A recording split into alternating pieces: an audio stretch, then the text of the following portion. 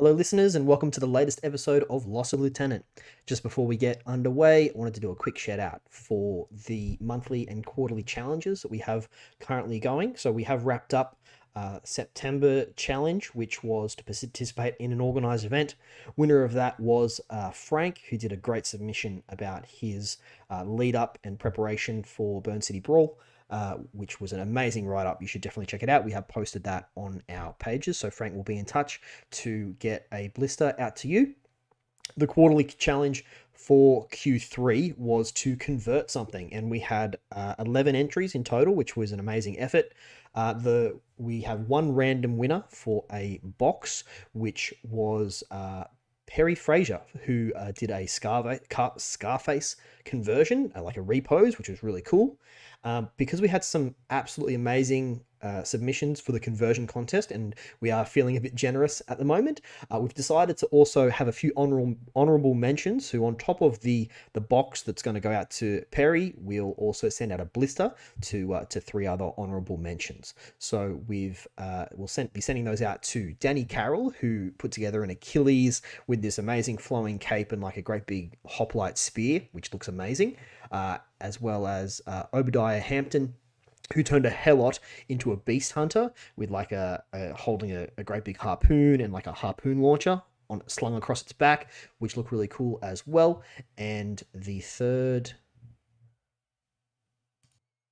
honorable mention is the Alpha team for O12 that was converted by Jordan Breezer. So those three honorable mentions will also all get a blister of their choice, so we'll be in touch with those three entries. Now, as we've moved into a new month and a new quarter, we've got new challenges coming out. So for October, they both kind of line up with ITS 14, which is now launched. So the October monthly challenge is going to be is Super Jump, which features as part of the low gravity or zero gravity rules in ITS 14. So use something that's got super jump and tell us how it goes. It doesn't necessarily have to be in one of those missions that has those extra rules attached to it, but if it is, more power to you. So super jump for October monthly challenge. Send your entries to lossoflieutenant@gmail.com in a Google document, and then the Q4 hobby challenge, which will be for a box of your choice, small box, is going to be paint up a season 14 special. So season 14 has a few extra special free units that you can get. So you've got a CSU, a Bashi Bazouk, or it's not free, but you get extra special rules for forward observer remotes. So if you've got any of those waiting on your hobby table, then take a before picture and send us a few after pictures as well throughout the next 3 months up until the end of the year to go in the draw to win a small box of your choice. So that's the Q4 hobby challenge, CSU, or a Bashi Bazouk, or a forward observer bot. If you want to do all three, go for it. It'll still only count as one entry, but that's what we're looking at. So on with the show.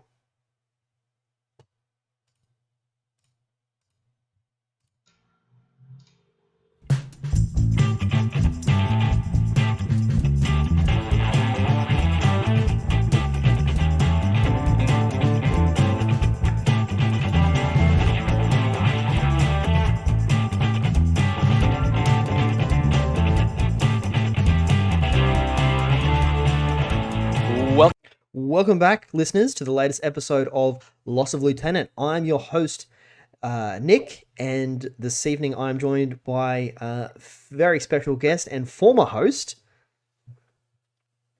Julian. Oh, those dulcet tones of Mr. Julian J. Jobby himself. It's lovely to make your acquaintance Jobby. again on the Yes. cast. How have you been? I've been 8 out of 8, mate. Great bait. Great bait. Great bait. Yep. No, doing fine. That is good to hear.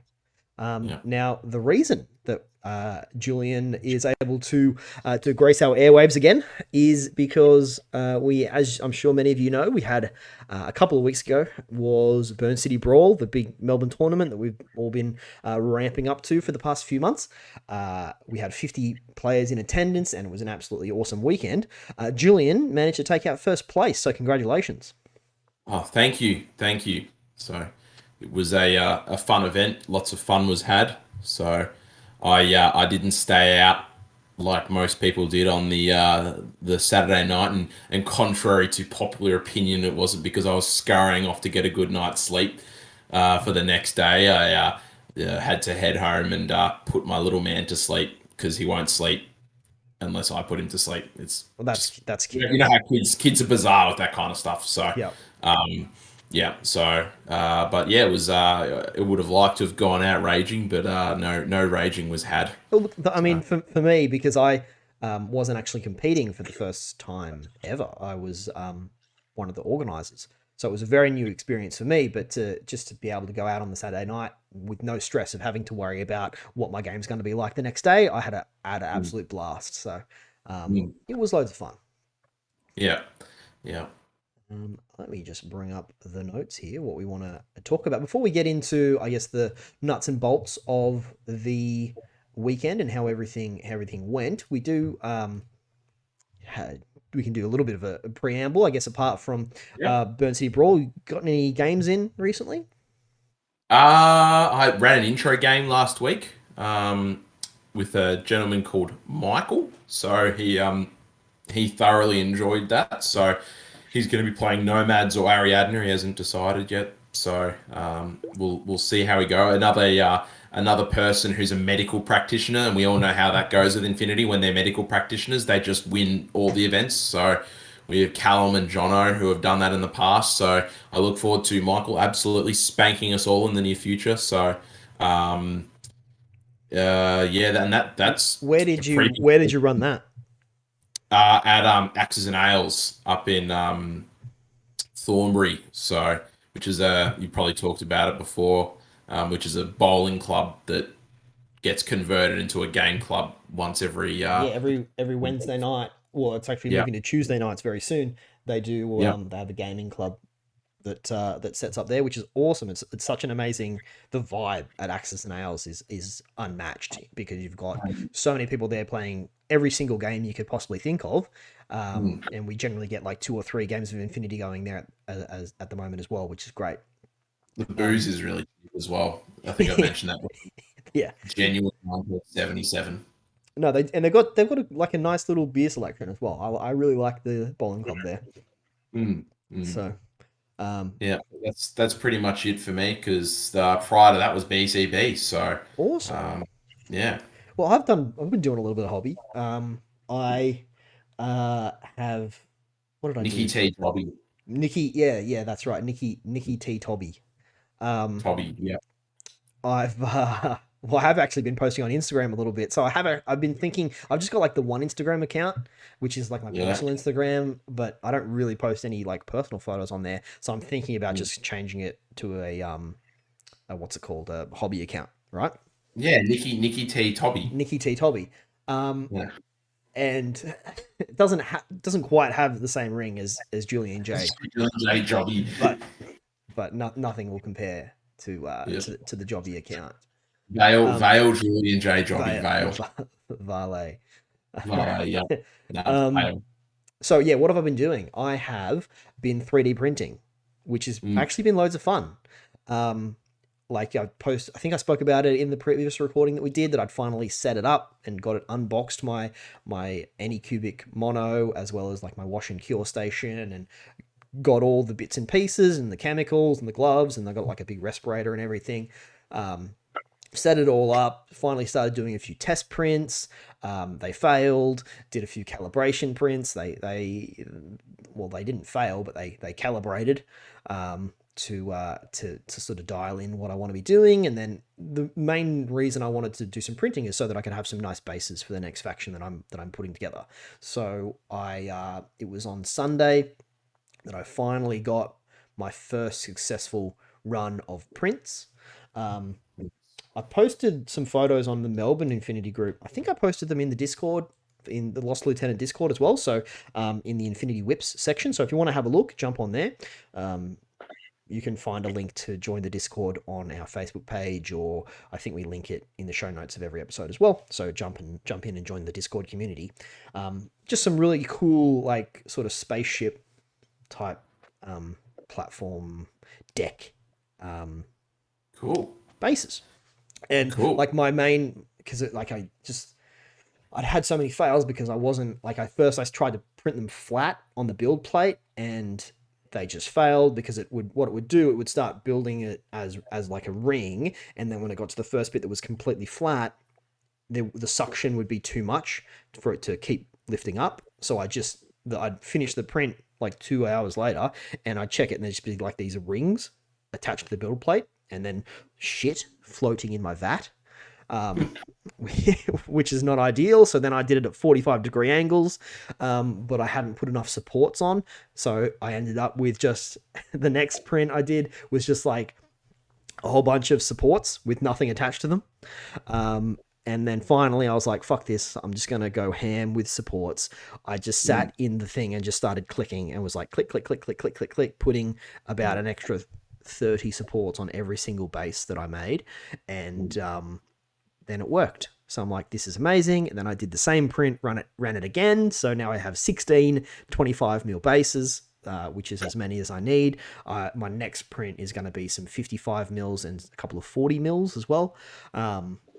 So that I'll have basically all the bases that I need, which I'm super keen for, because we've got in Melbourne coming up, slow grow, which hasn't happened in a little while. I believe, Julian, you might have run the last slow grow with John like 5 years ago or something. Oh yeah, that Maybe was maybe 4 years, it like was 2018. Yeah, yeah, it would have been. It would have been because it was the last CanCon in the lead up to one of the CanCons, I think. And John went to that, and he hasn't gone. He certainly didn't go to 2019 or 20. We didn't have one in 2020, so yeah, it would have at least have been 2018, I reckon. Yeah. So So, I'm super keen to get involved because we haven't had that kind of a slow grow in a while. So the first round's happening, I believe it's the 30th of October, so right at the end of October. And we're going to be doing the 4 direct action missions, which have been released in ITS 14, all 4 in one day, 90-minute rounds, 150-point games. I've thrown together a list for White Company, which doesn't necessarily have to, it's not built to win games, it's just built to try out a few different things and see how it goes. But the main thing is that none of these models that I'm going to be running are currently painted. So that's my project for the next month, is to paint at least those 7 or 8 models. So I've got them ready to go for the slow grow. You're participating in that slow grow, are you, Julian? yeah, I'm gonna try to. The only thing is I got something on the next weekend that's hobby related. So doing 2 things 2 weeks in a row is a bit of a push. So What uh, faction are you going for? I'd just run French. If I was doing it, I wouldn't bother with trying something new or anything. But It's just too. you're not allowed. You're not allowed to run a faction that you've taken to a tournament before. That's the rules. Is it the actual slogo rules, or Yep. because I haven't taken French to a tournament since Ever? I took them once in N3. Sorry, John. No, it was N2. It wasn't even N3. It was N2. I'm I'm sure you And could. the last time I ran them was as a Gumby in a tournament for the last slow grow. So it doesn't count. I'm saying it doesn't count. Okay. But I might not even be able to make the first one. We'll see how I go. Yeah. So I'm definitely going to be going to the one in 2 weeks' time though. That sounds exciting. Oh yeah, we've got another event coming up, which is Kev Infinity. Kevin Infinity. Kev Infinity. Kev Infinity. So I'm not sure. Is it Kev Infinity or is it Kevin Infinity?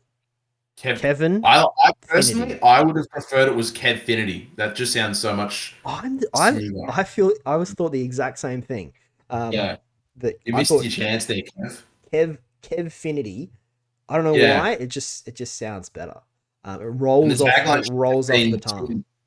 to infinity and beyond. Yeah, so Kev is coming back to Australia finally after traveling through Europe for the past 3 months or so, just having an absolute blast. And to celebrate, because it's also his birthday that weekend as well, so to celebrate, he's running a tournament. And it's going to be 3 rounds I've actually got it up here. It is on Sunday, the 16th of October. 3 rounds, capture and protect cryogenetics, which is the new ITS 14 mission, and quadrant control. So 300 points, no extras. Quadrant control does get you the free CSU as an extra in that mission. $25 entry, and you can find all the details on Facebook. We'll also be posting that on our Discord as well for those who I think don't it's have Facebook. already on the Discord, isn't it? Say again, sorry. You might have already posted it yourself, actually. I'm sure we already have. Yeah, I'm sure it's Yeah. already on the Discord. So that'll be fun. I'm sure I will try and make it along to that myself as well. I'll have to check my calendar, but hopefully I can make that, even if I just pop in towards the end. That should be cool. So that's what is coming up. The other thing we could probably have a quick chat about, which we've kind of touched on tangentially so far, is that ITS 14 has dropped. Thoughts? I've only had a quick glance. I'm very much a hands-on learner, so me reading shit just doesn't sink in. So if I looked at it, I would just be like, oh yeah, it looks cool enough to try it. So I don't even like whenever they release a new army, I don't even look at it until I've seen it across the table played against it, because like for me it doesn't sink in. So the only quick glance I had was that new mission. I've forgotten the name of it. Cryogenics. Yeah, that looks cool. The one where then the scoring looks a bit different, bit interesting. Trying to think of what else is new. The Bashi Bazouk and CSU things look interesting. I think the real thing the real takeaway is like all those extra rules that forward observer bots are going to get. Yeah, that's really When I cool. saw that, it really blew me away. So I'm like, I mean, I haven't had a deep dive into re-list building to try and take advantage of that, but it's like an extra order, marksmanship, and I think there was a third thing as well.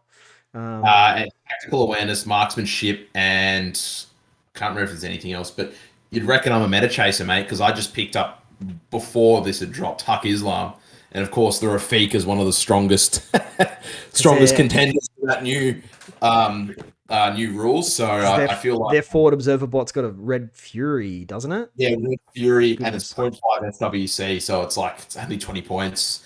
I think it's both Rama and QK. No, it's Huck Islam. Sorry, not Huck Islam. Hassassin Baram. You can get two of them. So yeah, it's going to be for specialist wise. You probably just take two of them, and that's like set. So Yikes. That's Yeah. that's a big yikes right there, is what Yeah. that is. Cool. Well, we can probably jump into what we want to be talking about, Meat and potatoes. which is going to be our recap of Burn City Brawl.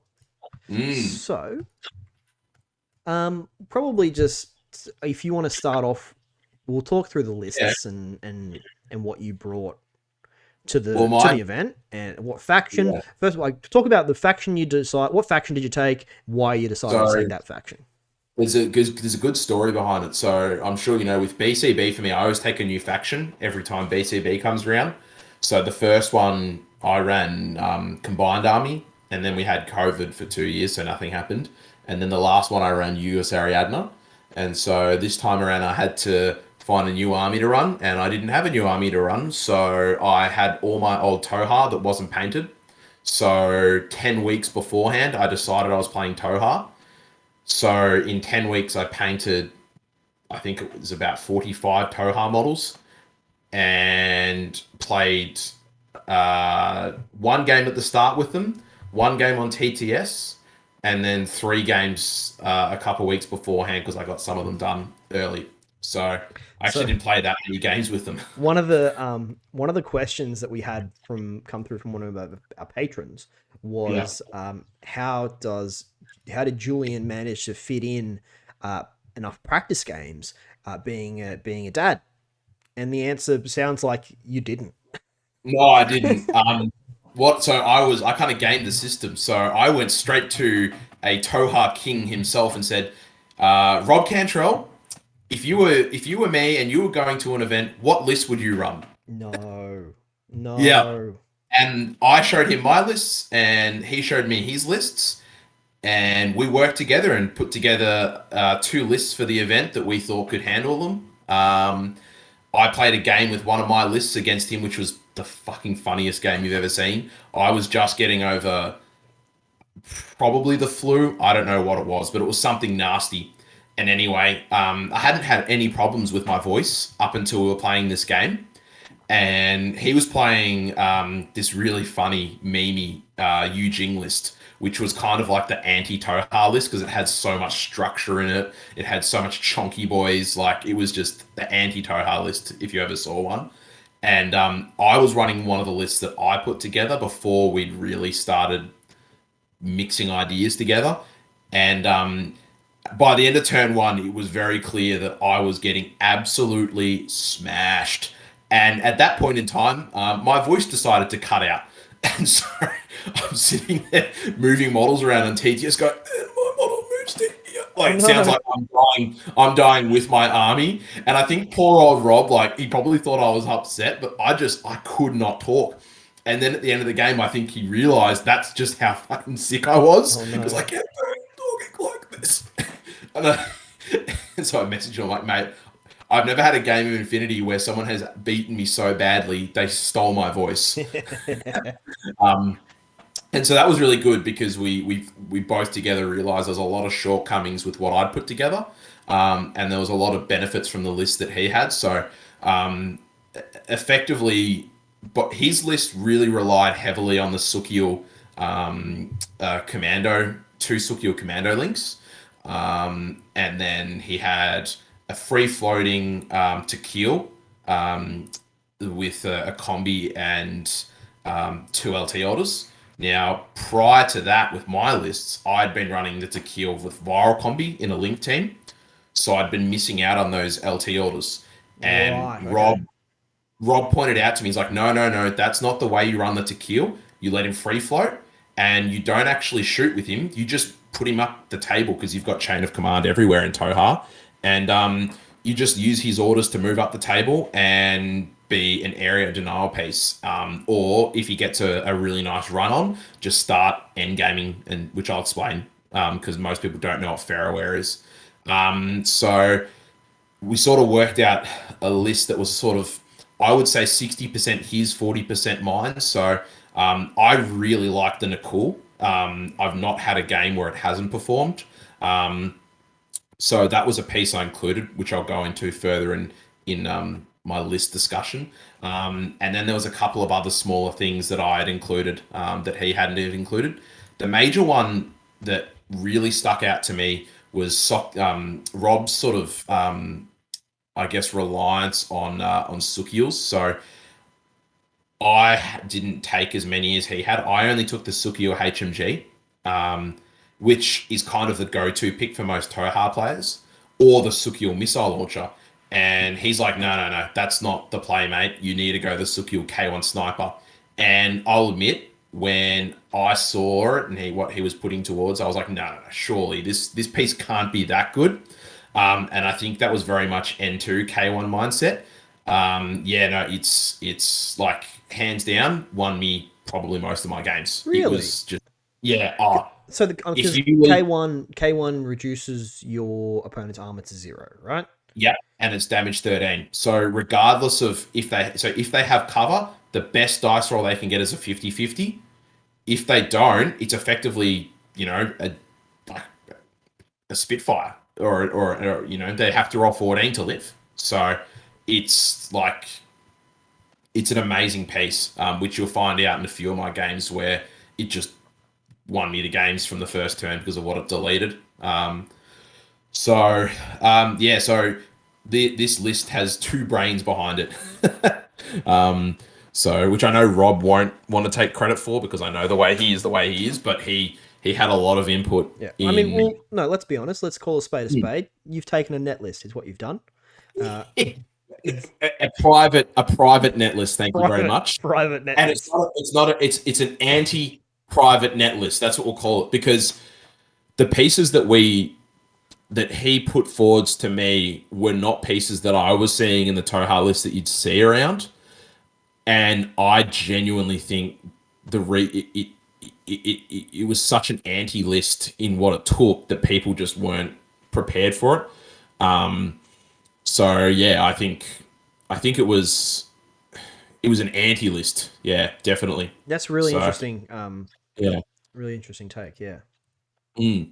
So in terms of the games in the lead up, so after I had my games with Rob, and I had a practice game prior with Tristan, I didn't really have many games playing Toha. I didn't really have many games at all because I was just painting like a madman. And then I had a few games in the lead up, and I didn't really change my list. I just ran the same two lists that Rob and I worked on. So the way I think we both viewed the list structure from the missions was that you could, if you wanted to, run one list, particularly with Toha, for all four missions and do it quite Five. like competently. There's five missions. Five missions, sorry, five missions. Do them quite competently. But the mission that stuck out to me, or the two really, that you want to tailor a list for, would be frontline and firefight. But my view on list building is that I don't want to take two lists that are really different from each other Yep. because it reduces the mental stress of playing a game when you're there. So, and I used to be, particularly with firefight, with the school of thought is that you just drop specialists and just deny them getting those specialist kill points. But I think with the inclusion of some classifieds in there, I think from memory, it's worthwhile taking specialists now. Well, Particularly yeah, with Toha. it's got three or four classifieds in it. Yeah, yeah. Particularly with Toha because their specialists are just so obnoxiously good. Like their specialists are auto include assault pieces. So, yeah, I frontline for me, I felt I could run and put in the category of the other three lists. So what I ended up finding on the day of the event and sort of thinking in the lead up was that the first four missions I would run the same list. Mm-hmm. And then on the final mission frontline, I changed and tweaked the list that Rob and I had worked on so that I had a little bit more baggage and I had some peripherals in there, or really only one, but a really strong peripheral piece in there. So I could, if I had to go second in frontline, which I kind of wanted to because of the way the mission scores, Yep. I could go second and I could just have a peripheral or peripherals dying instead of actual models, which is pretty much what happened in my first turn. So yeah, that was the sort of the list building mindset behind the it. approach that you took. Yeah, that's cool. Yeah. So Yeah. the two lists, I'll go through the one that I ran for the first four missions 1st, Mm-hmm. and I'll really explain these because I know people they read Toha and they go, "What language is this?" So both of these lists have this particular piece, and I think if you're playing Toha and you don't include him, it's probably a mistake because it's such an amazing first turn attack piece, and that's Jan Star. So for those of you who don't know what Jan Star is he's kind of like he's an impersonator. But only impersonation level 2. Yep. But it's an impersonator with 2 wounds.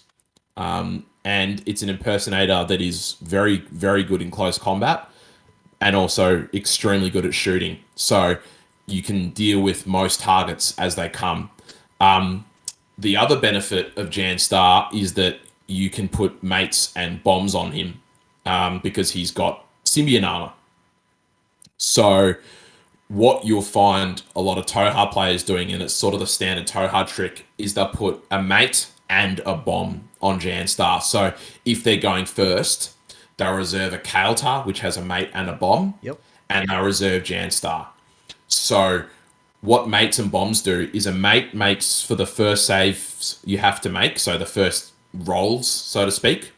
It's not just one, it's in the first order. Let's say you get hit 3 times, the mate expends and it's on all 3 of those hits. You become armor 9, BTS 9, total immunity. So it's a real get out of jail free card for Jan. So one of the problems that you'll find with a lot of those sort of first turn single wound assault pieces is they just don't have durability. Whereas Jan having 2 wounds and a mate means that you can take fights and potentially just drop a shotgun on a single wound piece and go, oh, well, my mate will suck it up and I'll just keep on going on my merry way. What bombs do is there's, I think from memory, there's 3 different ways you can use a bomb. There's endgame, which is burst 2, I think damage 13 or 14 AP, and you do a wound for every successful hit. Mm-hmm. It's on willpower. So it's like hacking, but instead of targeting structure, you have to target wounds. So you can't do it against models with structure. And instead of isolating or immobilizing, you actually do wounds. Right. The other way is what's called endgame, which is basically a jammer. You isolate a targeted model, and it's, I believe, again, damage 13, and it's double action, burst 2. So it's quite effective at dealing with high wound, high value targets because you're putting out double action, isolate ammo. So if you want to get an effective use on a bomb on someone, using it on someone like a heavy infantry piece. I've even used it successfully on Hector to isolate him. It's a really amazing way of Jan delivering that because he starts at deployment. Right. The final way, which I got most use out of in the tournament, is it allows you to put down an eclipse zone within zone of control, outside of line of fire of yourself, or within line of fire if you want to. So you can get these really gnarly situations where someone thinks they've protected themselves and they go, there's no way you can come around this corner and get into close combat with me. And Jan can just walk up to the corner and go, cool, I'm putting an eclipse grenade on you outside a line of fire, and there's nothing you can do apart from try and dodge out of it. So it just allows him to walk in and do whatever he has to do. So he's a very, very effective first turn assault piece. In terms of his ranged ability, he's got a viral pistol, and that viral pistol's also +1 burst. So you're putting out burst 3, minimum BS 12, often BS 15 if you get them out of cover, viral pistols. So anything that doesn't have BTS 6 or more, you just shred them just really quickly. If you want to guarantee killing like a strong single wound ARO piece like a Zayden, for example, then you can literally just drop double shotguns on them, and because you've also got a light shotgun and deal with them that way. So Jan has a lot of utility. There's a lot of angles of attack, and that's probably the major net listing is that Jan Star's included. Sure. Because every Tohar list has him. He's close combat 20 as well, and with a burst 2 or +1 burst viral pistol, it means you're +1. Of course, the pistol, using the pistol in close combat. Yeah. Yeah. So, and not only that, close combat 20 with surprise. That's if you do manage to get re-impersonate, which often you don't because you can't have mates and bombs on you if you're impersonated. Oh, okay, sure. But generally what I found is by the time you're close combating, you've already used your mate or your bomb, so you've re-impersonated. So you get surprise attack -3 and close combat attack -3. He just has a straight built-in close combat attack -3. So you'll be on a 20. I mean, unless you're against someone with martial arts, you'll be on a 20, and your opponent's going to be at maybe a -3, -6 or -3. Yeah. Yeah. So in ARO, apart from being all right at shooting and having a light shotgun, he's an amazing just ablative piece because he has dodge +3. So he dodges on a 15. 14. 14. Yeah. Dodges on a 14. I think they've changed that because it was definitely 12 when I was rolling. So maybe I've cheated. but I was definitely rolling for 12s that day. So yeah, but still dodging on 14s is like pretty amazing because you can just sit there and dodge if they manage to get you outside of 8 inches for both your shotgun and your viral pistols. Um, so yeah, that's pretty much that for Jan Star. So that was he made both of my lists. So then we've got a Nakul, which I kind of put into a new category of ARO pieces that I've sort of come up with, and it's what I call the plinker ARO piece. So plinker's a shooting term for basically just sitting at a target and just shooting. You're not really thinking; you're just sitting and shooting. And then a cool with a mate on it, that's just what they do. They just sit there and shoot in ARO, and if they hit, they hit. And the reason behind that is I was putting a mate on him. He's got Sapper, which means that he can deploy pretty much anywhere where his base will fit because he gets cover and mimetism. So Right. Sapper's a really strong ARO ability because you can put them in places people won't expect on rooftops. Not only that, he's got MSV level 1 and a viral sniper rifle. So when you're shooting with a Nakul on 12s and your opponent is then thinking about the fact that if the Nakul hits an arrow, I might lose this single wound piece or That's right. potentially The take a the wound. the damage potential you can cause with a viral weapon, Yeah. it Yeah. really plays in your opponent's head Yeah. because yeah, your things, if they're one wound models, they are going to die. Yeah. And then you factor in the fact that it's got a mate on top of that as well. So they're like, great, even if I win the first face to face roll, they're probably just going to tank the saves. And then I've got to do it again. And then not only that, he's got 2 wounds. So he's probably going to take a bare minimum of 3 orders to try and deal with. So that's why I really rated the Nakul. Because in certain missions, except for Firefight, basically the other 4 missions, the Nakul could just sit there and really slow down my opponent's first turn.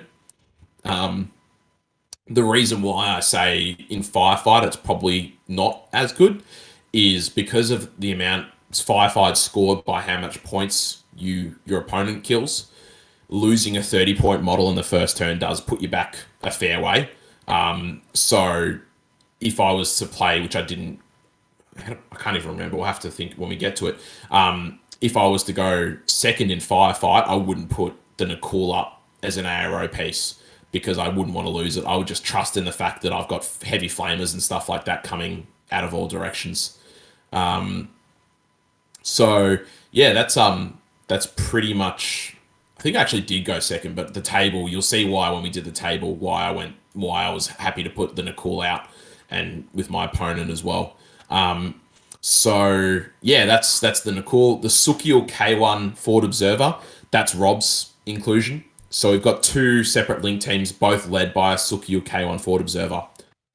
So the reason why I included the Sukiel K1 Forward Observer is, and as Rob explained, it's a 2-wound K1 combi rifle with mimetism, Forward Observer. It's a veteran troop and it has the veteran skill.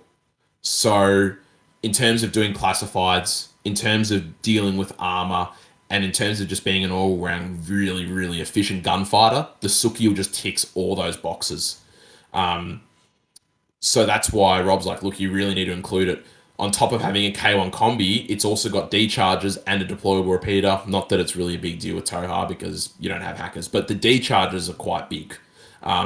So the Sukiel can do a heap of missions and also be a really effective gunfighter. So that's why there's 2 link teams led by a Sukiel in this list. Mm-hmm. To round out the first Sukiel link team, and this is what I called my attack Sukiel link team. So this was the first link team to go do at any one point in time specialist based missions or to go on an attack run if they had to. And the reason with that was because I had 2 McCalls in this link team. So again, if you're not familiar with McCalls, they can join because Toha can make link teams, 3-man link teams, pretty much out of everything. Yep.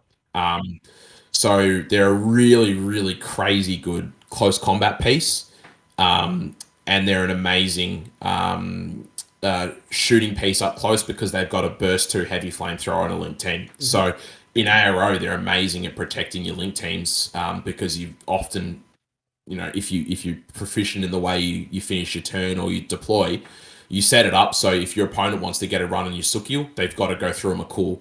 Now, you're not going to beat a McCool in close combat very rarely because they are close combat 23 with martial arts level 2 and close combat attack -3. And that CC attack neg 3 again, yeah. Yeah, yeah. So with martial arts and CC attack neg 3, you're looking at neg 6.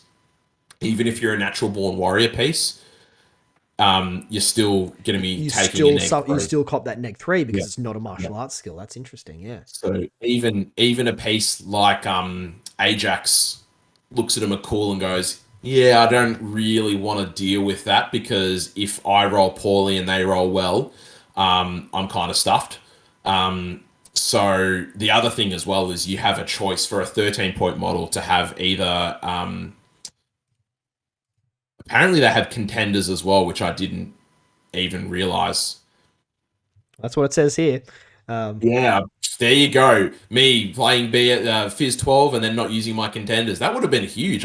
That's actually interesting. Yeah, there's a few things I would have done with that if I hadn't known that. Wow. Okay. Yeah, so they've got a heavy flamethrower, contender, and eclipse grenades. So the eclipse grenades is a really big one because it allows you to run up the table and put out eclipse smoke, which nothing can see through. So you can pick your firefights on your terms. So having a Sukil with a K1 combi might sound really bad because of K1 combi range bands, but when you factor in that a McCool, it throws smoke on demand because it's throwing it on burst 2 on a 16, you can be up the table in 2 or 3 orders in an 8 order group shooting at a tag in your good range. So those 2 McCools in that link team give that link so many legs. The second link team is again headed by a Sukil Ford Observer.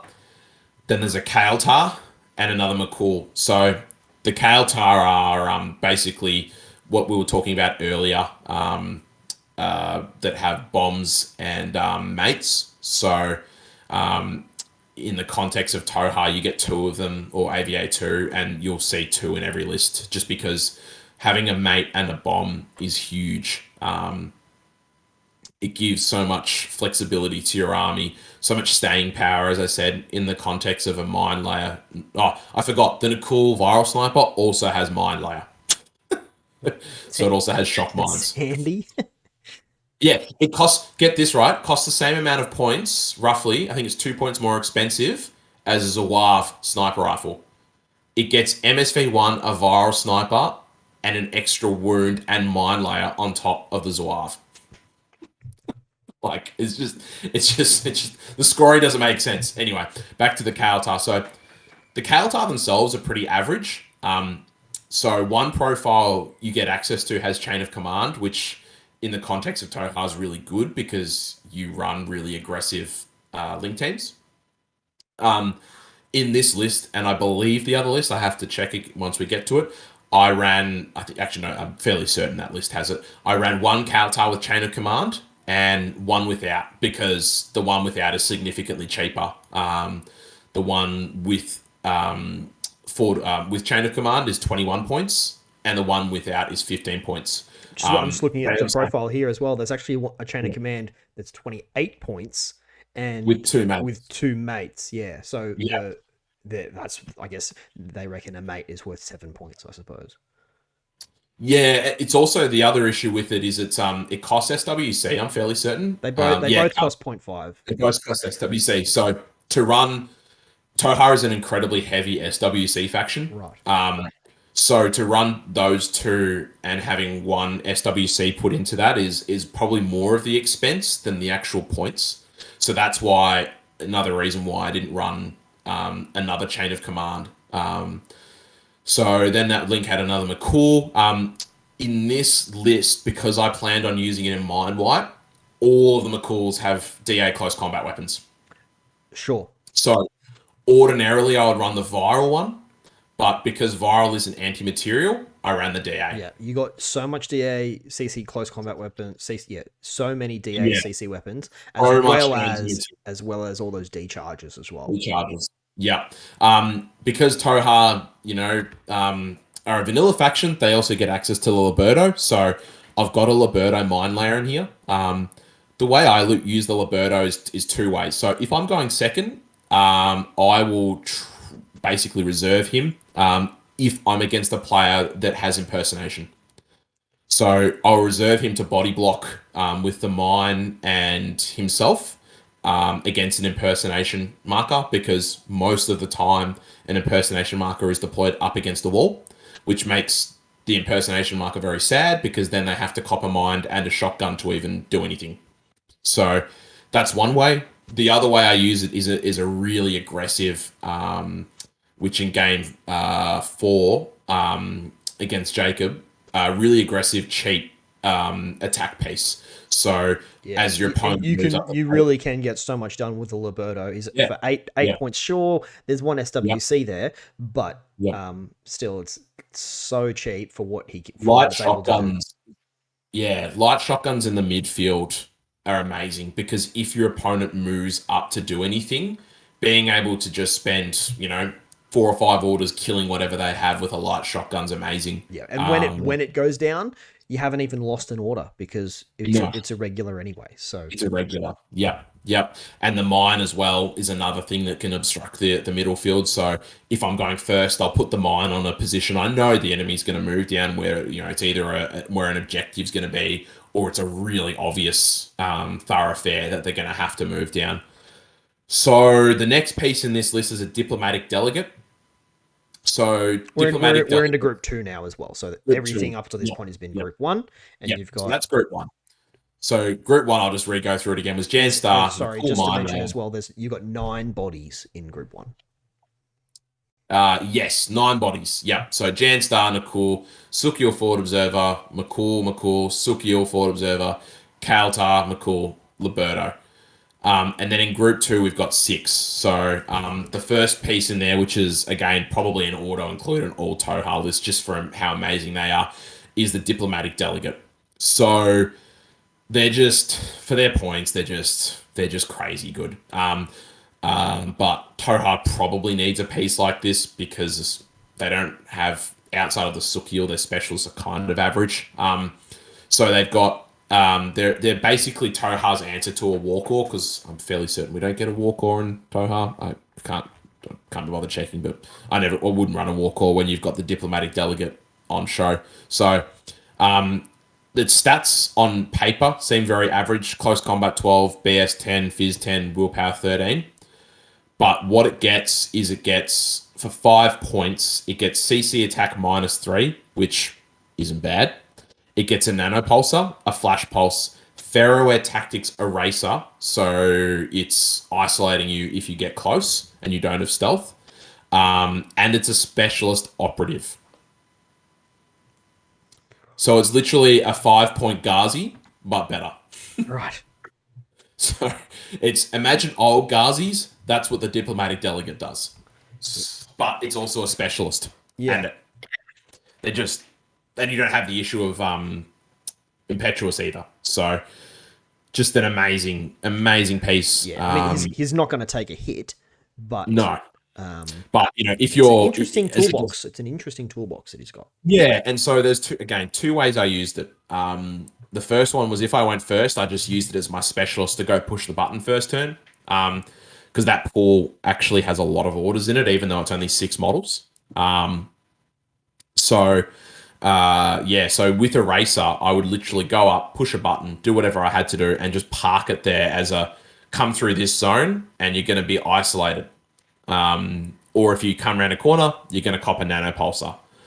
So a really, really good defensive piece. And similar in if I went second, I would just put them in a point where I knew if my opponent wanted to go on an attack run on a particular link team, that if they didn't have stealth, they were just going to be getting isolated, provided they had wounds, because obviously Ferroair doesn't work against structure. So that's the diplomatic delegate. Then we had the Tequil, which is my LT, and he gets an extra LT order. So this is the Rob Cantrell inclusion here. So the Tequil is another piece which is just really strong due to Ferroware. So he's willpower 14, so he's a pretty good LT off the bat.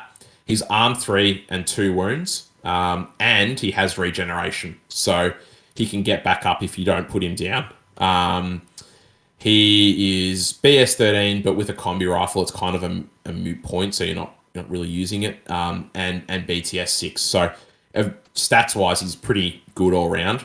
The main thing that he gets, which makes him really strong, is he gets Eraser. So with 2 LT orders, he's moving. If you're moving, which generally you can find a path on the table where he can do that first turn. He starts at 12, he moves up 16. You're projecting effectively a 30. I think I calculated it was like a 30 something inch threat range. He doesn't have a race. He's got endgame and mirror ball. Sorry, yeah, endgame and mirror ball. So with endgame and mirror ball, he's able to move himself up the table. So endgame is the one where you do wounds. So if you're starting at the 12-inch line and then moving effectively 16 inches because he's only 4/4 movement, you've got basically a 28-inch movement that you can get advantage from deployment plus 2 ors, and then he projects 8 inches. So if your opponent doesn't put out AROs to stop that, he's endgaming you with effectively 2 or 3 orders first turn in your DZ. Which is just like disgustingly good. Now, I didn't have it happen in any of my games because your opponent sees you put down the Tequil and he's generally never your reserve because, as I said, Jan Star and a Kalataris. People just put AROs out because they don't want that to happen. So what ends up happening is he just ends up sitting in the middle of the table, generally on a point where your opponent has to move through, or a thoroughfare, or an objective, just sitting there going, move into here and you're going to lose wounds, and there's nothing you can do about it apart from reset. Yeah, it's like he's got the advantages of hacking without without the drawbacks of like being vulnerable to killer hackers or something like that. Yeah. Yep. And like whoop-de-doo, it doesn't work against structure. You just put him up on a building where a tag can't get to. Like, yeah, it's just really good. Look, and it's really good in the hands of someone that knows what they're doing. If you haven't played any games or you don't understand Toha and you try it, you won't get effective use out of it. But if you know how to use it and you can read a table really well, it becomes obnoxious. So then to finish off this list, we had a link team of a Sukiel K1 Sniper, which we went through before, but obviously K1 Sniper, it's a burst 3 in this triad, and you're removing armor. So if you leave a tag out an ARO to try and stop this push from the Toha, it's going to stand up and just obliterate pretty much any tag in the game, except for probably an avatar. But yeah, because you don't have anything against those vision mods, but any other armor piece, it's no longer an armor piece. Sort of. Yeah, exactly right. And against something like an avatar, there's so many other pieces in this list that can deal with the avatar more effectively. So it's pretty much the only piece that I was really worried about with this list was facing something like an avatar. If it was just a normal high vis mod piece didn't have more than 1 wound, then I just put the Nakul up to the task because he can quite happily deal with it. So, and of course gets mimetism because it's a Sukiel. So you're putting an egg 3 on your opponent, you're BS 13. And you've got 2 wounds, so you can survive getting hit. Then to round that out, a Kael'thar chain of command. So same as before with the other Kael'thar, so a light shotgun, flash pulse, symbio bomb and mate. But you get the added benefit of chain of command. So that allows my Tequil to really push up the table and not be too worried about going down. And then a McCool, again, DA close combat weapon to round out that link. And the last thing in there is a Chaxa Auxilia, which is basically Toha's version of a baggage bot and a flash pulse bot combined, except you don't get flash pulse. You get a heavy flamethrower with +1 damage. and you get sensor and baggage, and your close combat 19 with +1 damage.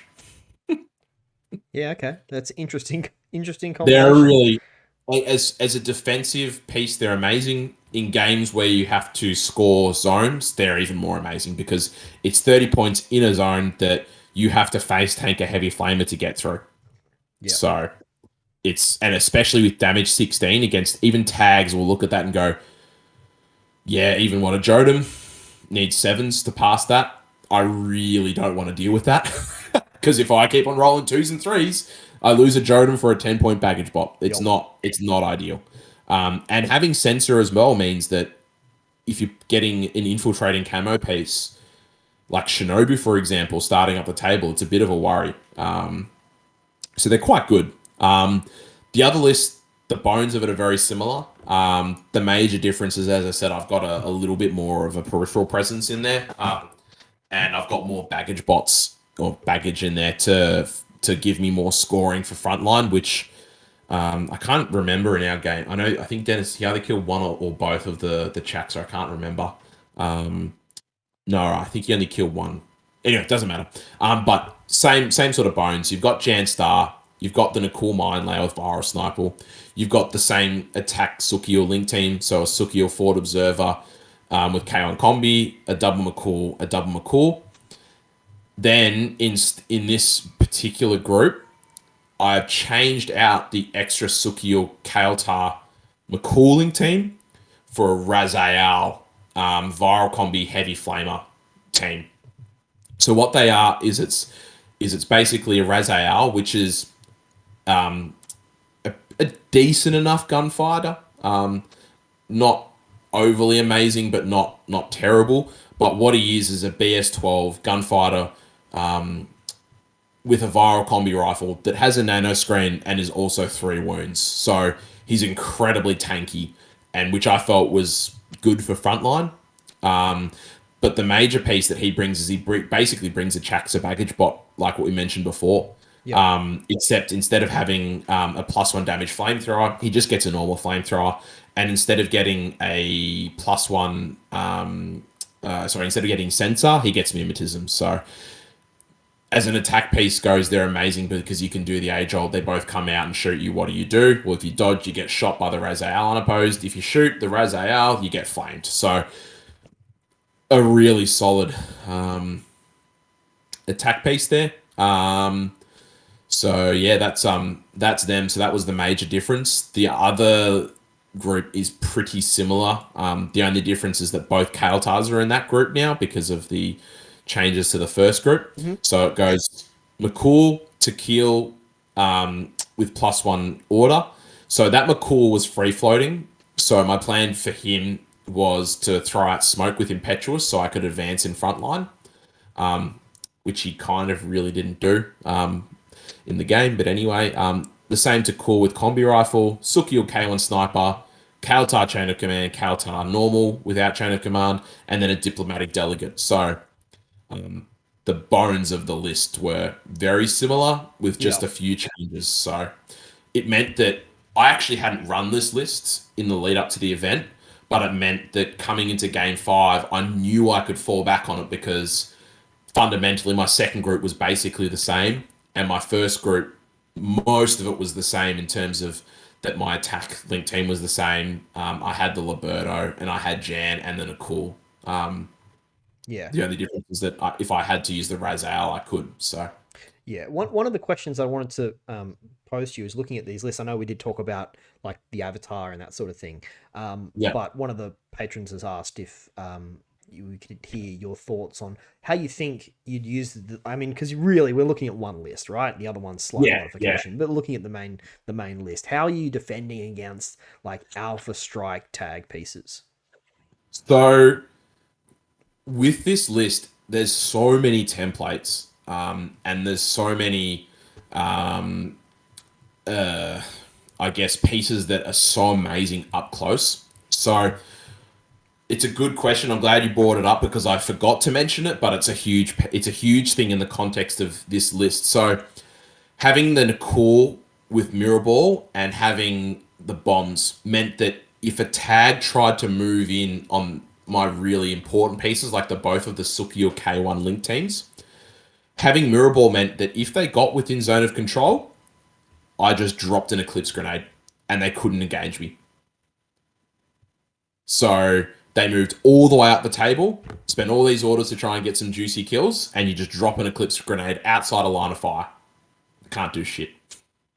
So that was So, the and main what way. does Mirror Ball allows you to do that? Is that what Mirror Ball Yep. is? Yep. It's just zone of control. Ah, It's like a hacking. Yeah. yeah. So you can So just sit there. you're not really preventing that attack, but you're once it you're they burn their orders, they get into an Yep. attack position, And and then then they have to burn their orders. all of a Yep. sudden they've got no targets because they can't Yep. see what Yep. they were wanting Yep. to shoot at. That's really interesting. Yeah. The other thing as well, which was a massive point in my final game against Dennis, was that if there was a lot of elevation on the table and a tag couldn't get to it, I just deployed up on the elevation, and then I'm playing my game now. Yep. So they have to try and get to me, and I can sit back and plink at them and do whatever I need to. Which most tables have access to that sort of stuff these days. So deploying on higher elevated positions was a big part of that plan. Having mirror ball was a big plan. The other part was having pieces like the McCool. So making certain the McCool was always going to be the first model to be engaged upon, and in a way that a tag couldn't come to a corner with its full order, for example, and see the whole link team. It would only see the McCool, because then what the McCool could do is it could throw eclipse grenades as well and cover the link up. Yep. So it was just about making, not trying to kill them in reaction, but just slowing them down so that I could kill them in my active. Yeah. I mean, Um, is the McCool? Are you gonna dodge into close combat potentially with something? I mean, it is pretty good in close combat, so no, there's no, I the just option put down there, eclipse or you're grenade. just more just dropping the grenades Yeah, just to. yeah, because through 2 on 16, it pretty much guarantees that you're gonna, like, it's a fairly good chance you're gonna beat them. Um, so, and even if they don't, a lot of the times they only get one hit. You've probably got cover. You might tank it. Even if you don't, yeah, it's that was sort of my major three ways. The other way was just putting out the Nicole and just plinking and making them spend orders trying to deal with the Nicole, Yep. because of Sapper, you can get to positions where they just can't engage you within 32. So they're going neg 3 for cover, neg 3 for mimetism, neg 3 for range. So all of a sudden they're at neg 9. So that was the way I was looking at it, and I was going to approach it. Was it was just about stalling them. I didn't want to try and kill them. I didn't want to try and. I just wanted to make them not kill my shit, Right. basically. Just have deploy in a way and use what you have available to you Yeah, yeah, to force them to run out of gas before yeah, they can do the damage that they want to achieve, yeah. sort of thing. And then conversely, it didn't so much happen at BCB because I only faced one tag, which is in the final game. But in the lead up, I played a few games where it was the case where in your active, if they deploy their tag back after they've tried that run in a really safe position, just leave it. Like don't even worry about it, because often when people are spending that much points on tags, the rest of their list is really deficient in dealing with a piece like Jan Star. So you just put Jan Star in a position where he can go and on a massive run when it turns over to your first turn, and you just delete their order pool. So all of a sudden they're then in a position where if they do move up to try and in the second turn to try and kill your pieces, they've moved up and have no orders to get back, or they're just permanently stuck there because they're worried about pushing forwards and coming into K1 range. So that was the way I looked at it. Awesome. Well, we've gone for about an hour so far. I think we might have a Well, again, little break, and then yeah, we can come back and have a chat about how your games went. done. Cool. Okay, and we're back after a short break. We are going to talk about the 5 rounds and how the games went and that sort of thing. I just wanted to pose a couple of extra questions when it comes to the lists because it kind of does go a little bit counter to how a lot of people build lists and what we look Yeah. at. So the two main The things, answer. two main points that you probably will draw listeners when you are looking at the types of weapon selections that we've got is that there's nothing in here that's got like a HMG type range band for one, and there's nothing in there that as a weapon has a native burst above burst 3, right? Everything sort of burst 2 or 3. Sure, they get bumped up by being in your triad with your 3-man link bonus up to burst 4 potentially, but there's nothing in there that is a traditionally high burst weapon. Yeah. So, did you want to talk to that a little bit, Julian? Yeah, it's interesting because the list that Rob sent me, his sort of list, he had a burst 5 weaponry in the form of a Sakiel with Spitfire. So he did that, but I found with my games that I just wasn't needing it. And to be honest, I found that Jan Star just basically filled that role because he starts so far up forward, he just becomes that alpha strike piece that deals with those ARO pieces. Because you're starting on the DZ, you can start in cover around a corner, ready within 8 to deal with an ARO piece with your viral pistols or your light shotgun. So, and realistically, that's what most people run those burst 4 or burst 5 pieces is to deal with those hard ARO pieces. That's right. At least, Throw as many dice at them as you can, yeah, right? Weight of yeah, dice sort of thing. yeah, But if you're using these specific surgical sort of scalpel type pieces yeah, that can do that yeah, in a different way and still achieve the same yeah, outcome. yeah. And the only thing that Jan Star struggles with is dealing with high armor because generally when you're looking at something like a tag, they've got really good BTS, so viral pistols aren't good, or they've got really good high armor, so a light shotgun's not good. So that was where the Sukiel came into play. So, and that was coming back to why I would have thought the Avatar I would have dealt with the hardest was because all of a sudden you've got armor and um, Vismods to deal with, so which the Sukiel would struggle with. So. Um, and then when it comes to dealing with those high arm pieces, normally like a tag, well, they can't go on a link team. And if it's the next highest arm piece that would be able to go on a link team is something like a Knight of Justice, which Jan Star can deal with quite easily. So yeah, that was the main reason why was if it was really high arm, well, the Sukiel just dealt with them and they don't have link team bonuses. So you're not so worried about only being burst 3. But if they were a missile launcher and a link, for example, Jan Star just dealt with them so efficiently. That's totally reasonable. Um, so I think we can jump into a bit of a more specific recap for the rounds. Yep. So we've got day one. We had. Sorry, let me bring that actual missions up so that I can jog my memory. Round one was unmasking. Yes, and I've actually saved the photos, so I don't know if you've still got them up, but I can give you a pretty quick description of what So happened. put it on the. If are you able to send the photo to the Discord or to me on Facebook Messenger, and I can put it on I'll, the screen for the YouTube as well. I'll send it to you now for the YouTubes. They are screen caps, so hopefully there's nothing incriminating on there. Goodness gracious. I think it's just the only thing might be I had low battery.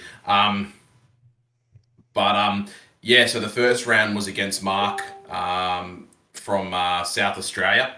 So Sorry, um, that's the green table, is it? that's the green table with the no, that's the boat table. So Peter Henry's Oh, boat gotcha, table. gotcha, gotcha. So if you're looking at this was facing horizontally down the table. So um, Mark was deployed on the left hand side of this table, and I was deployed on the right hand side. So we did roll offs. I went first. Now I'm going to probably struggle with details because it's been a while now, That's all and I right. didn't write them Did you down. choose to go first, or did I you? used to go Yep. first. So with the exception of frontline, in all of the missions, I was just if I won the role, just bang, snap decision first. That was just because this list is so It's It's it's it's it's got yeah, nasty alpha strikes, and the fact yeah, that like the 9-6 split, which I'm a mm, big fan of as well. When in the small group you've got the LT with the +1 order, so even yeah, if they strip 2 orders from the big pool, you've still got 8 in the second pool. If they strip two yeah, orders from the second pool, then you've got a full first pool. So it's yeah. It's a and not only that, you've got the added risk with Toha. And I warned, even though I didn't have it, I still wanted to warn people just in case they weren't aware. Was that any one of these models, any one of them, could have had counterintelligence, and it's only right. 16. So I personally wouldn't feel comfortable if I'm playing a newer player, playing Toha, being like, because I often run that piece. I was running that piece up until pretty much this list was put together. And I would probably run it, which is I think it's the Krygel. I would probably run it in a different mission selection because it's really, really solid piece. Um, so yeah, I would warn people and say now before you spend the orders, keep in mind Tohar does have access to The counterintelligence. counterintelligence, yeah. In every game, my opponent still nerfed my pool, so they Well, didn't but care. it's the sort of thing, right, Mm, where sure you say it because you're a nice guy, but also someone if they have taken counterintelligence, I don't think yes. they would actually tell you that. Oh, just so you Yeah. remember, my faction has Yeah. access to counterintelligence. Yeah, so we played. I think one of my first games I played was against Tristan, and I was running a Krygel. I think it's the Krygel. It's either the Krygel or the Tagma. One of the two. No, it's a Tagma. It's a Tagma. Tagma schema, The yeah. same one that gets the viral sniper, MSV2 viral sniper. And yeah, I was playing a practice game with him, and I warned him, and I did have it, and he nerfed, and he was like, "Oh, it's only one." So he was like, "Oh, I got played," but yeah, it's oh, my battery's running low. Sorry, mate. I'm just gonna have to put my charger in. Why that's not working? That's right. That would be why. I think that's fixed it. Yep. Power point wasn't on. So yeah, I'm deployed on the right hand side. This is what was the mission that was first again? Unmasking. Unmasking. So I'm deployed on the right hand side. I had a lot of practice with unmasking because it was the mission I felt unmasking and mind wipe was the missions I felt least comfortable with playing Toha. Even though in hindsight, unmasking I really should have felt comfortable in because of Fairware, but that's just me. So what I did was I found in the 2 practice games of unmasking I had that deploying the HVTs in a group together for Toha was the best play because you could just rush in stuff with Fairware and they just couldn't get in there and deal with it. So what on this table happened was I deployed all of my HVTs in and around the hover cart there. In the Well, hover cart. in the center sort of thing. No, you see, just next to the boat, there's a hovercraft with bridges on it. It's Oh like a yeah. blue. Yeah. I basically deployed them in and around there, and then another one right in front of them, next to the pontoon bridge in front. And Mark pretty much deployed his in a straight line across the table, spaced apart. So it was basically the 2 different schools of thought on how to How to deploy your deploy. HVTs, yeah. Yeah. So first turn, I won't go into the massive details of it, but basically my and this is where the tequila just becomes a massive, very rude word. So what I basically did was the tequila. If you're looking at that ship that's there with the superstructure and everything, so the tequila ran up onto there and just sat there and went, if you come and push the buttons, I'm just going to put out endgame because he was within range of both of the furthest most button and the middle button. Oh wow. Yep. So he was just sitting up there going, I'm going to put out endgame on you and there's nothing you can do. Oh, just so you know, the water we just played as normal terrain. Pete did say we should play it as difficult, but we both agreed we'd forget that, so we just played it as normal. Okay, that's fair. So on the left-hand most side, I had my Toha, my diplomatic delegate, and she just ran up the table, pushed the button on the furthest most point, and then just sat down. There was a little nook there, and just sat down prone behind there. So again, if you're coming up to that point to push a button, you've got to get through the diplomatic delegate first. Once you've done that, when you get to the button, you've then got to try and get through the end game of the to kill. So that entire side of the table was basically a no-go zone for Paul Mark. Then basically Um, this table, it doesn't look open, but for me personally, I felt it was too open. There was a lot of really long fire lanes. And Mark was playing military orders. And military orders, as you would know, they're a 24-inch faction, I would say, because a lot of their stuff is Spitfire range bands, and a lot of their stuff is just Spitfires. Yep. So what ended up happening was that the crates that were in my deployment zone, I was able to deploy. So on the furthest most crate, the one on the top right hand corner, see how there's a crate in front of it, the smaller crate. Yep. There's another crate directly behind it that was exactly the same. Now you could basically sit a model on those crates, and it was tall enough that you could see over it, and you would get cover. So I had my Sukiel there, and then on the opposite side of the map, I had my Nakul. So a combination of that meant that basically the whole game, the furthest that Mark got up the table, because I had quite a good first turn Alpha Strike run with Jan on the bottom left hand side of his deployment zone. I think I took out an Evo bot and some other pieces. It meant that Mark couldn't get past. See how where that red crane is on his side of the table. Yep. See how there's blue crates that are sort of sit directly under the boom. So just outside of his deployment zone. Yeah, it was basically I think 18 or 19 inches, and it was just basically able to lock it down. And I think that's effectively because of the table and Fairware. And at the start of the game, I did say to Mark, look, I'm going to be really like upfront with you and explain everything as we go, because Toha, having him not played it before, Toha just do exactly what they did in that game.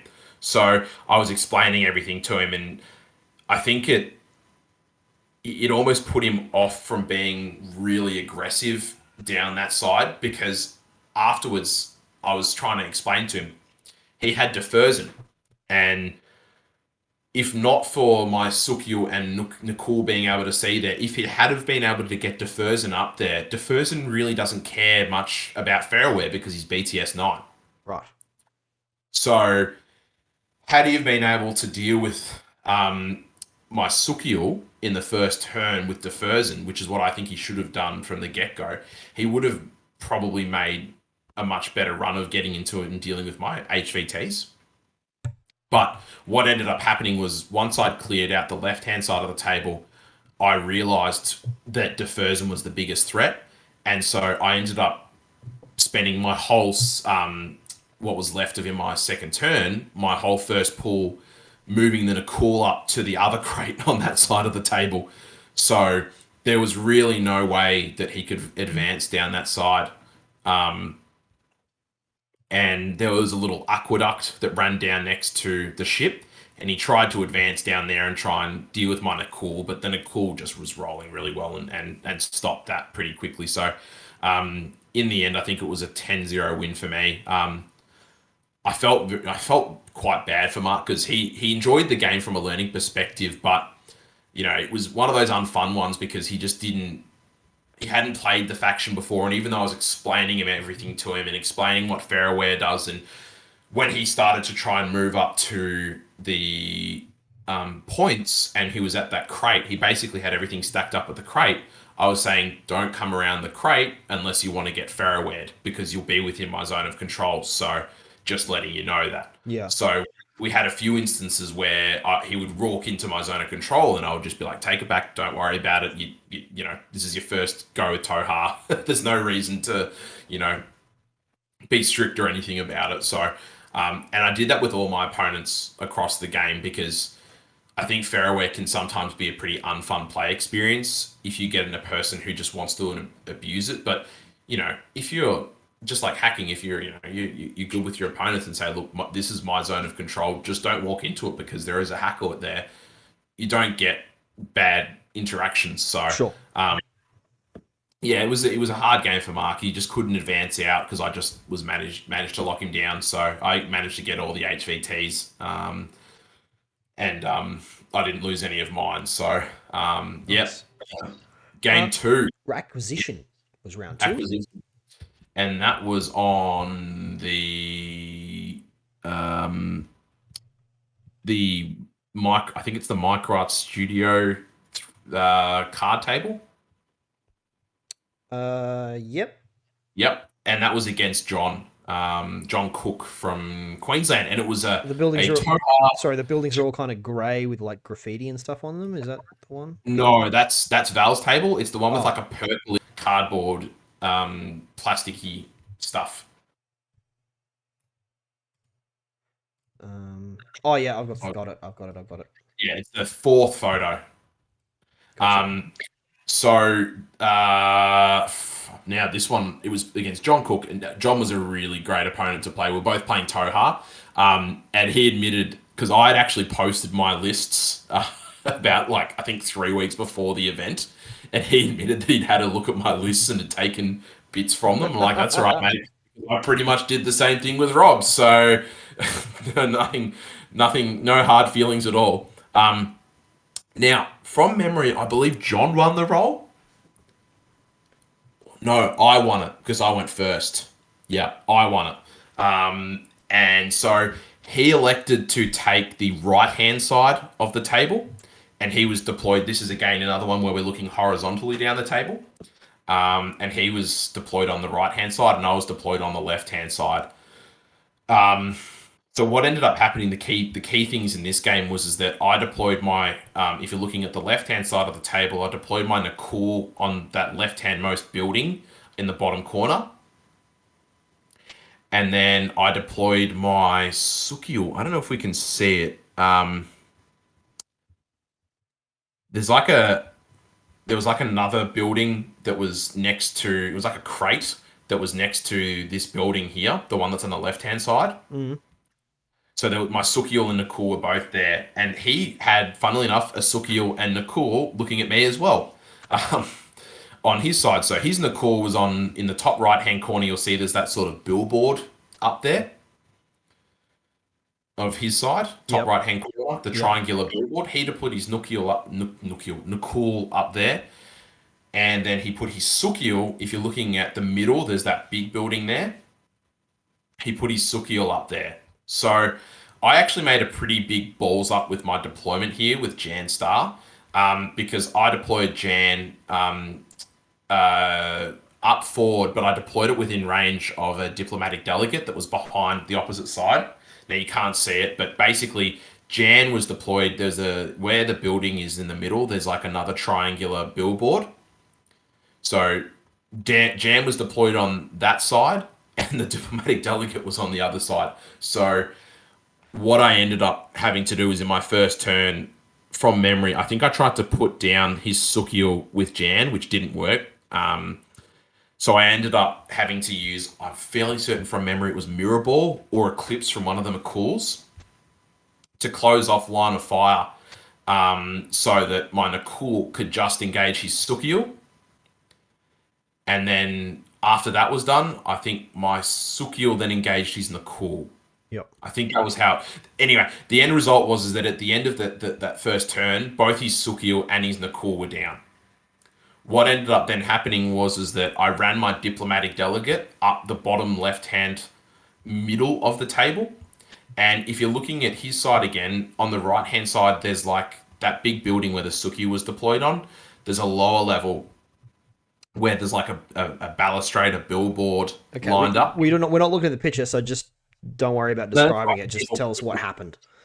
People might. So effectively, what happened was that he had a link team there of a Tequil, which is why I don't like the Tequil in the link, which I think is why if you're going to run a Tequil, you run it by itself. But he had a Tequil in a link. I believe it was a Sakiel or a Sukiel, one of the two. And I think either a Kaltar or a McCool. I can't remember. I think it was a McCool. And basically, the diplomatic delegate ran up and isolated the Tequil, and then he isolated the Sukiel as well. So pretty big first turn for me. I killed two of his long range pieces, and then I put him into not loss of lieutenant, but his LT, which was a strong point, went out. So what ended up happening was basically his Tequil sat there for the whole game isolated because he couldn't reset out of it. Basically, we had a to and fro. throughout the game. And what ended up happening was that the end result was that on the opposite side of the table, he had a link team of a Sakiel combi rifle light rocket launcher. And then I believe it was either two McCools or a Kaltar and a McCool. Now, inside that grey building, that was where the other objective was. I think it's the panoply in this mission. So I had managed to put my tequila on the middle objective, and I had another one on another model. I can't remember what it was on the bottom objective. That's just you can just see poking out. So his game plan, in order for him to get a draw, he had to shoot my tequila off of the middle objective, which he could do, and then get onto the panoply, and then he would get a draw. The end of it was that he didn't manage to shoot the tequila off, and I think he got onto the middle he got onto the topmost objective. So from memory, the score was like 8-2 or 8-3 or something. Maybe it was in 7-6. I can't remember, but it was a win for me. Not a 10 zip though. It was still contested. No. It was still contested, and it was an incredibly close game. Like John played it, considering the first turn that I had against him, he played it quite well. So yeah, that was basically that game. The main reason why I managed to pull that out, because acquisition's quite a hard mission to go first and then that's what I was going to say. Yeah, it's of all of, I know like frontline as well, but acquisition is definitely one, in my opinion, that you want to be going. I actually can't remember if he won the role or not, but I know I chose to go first. Sure. I think he actually might have won because I think he chose to go on that side. I don't remember myself choosing to go first, if that makes sense. Choosing deployment zone. Yeah. So no, not choosing deployment zone, as in choosing as in winning the role and going first, but gotcha. It doesn't matter. So yeah, he played it really well. I think the main reason was I got that really significant gut punch in the first turn.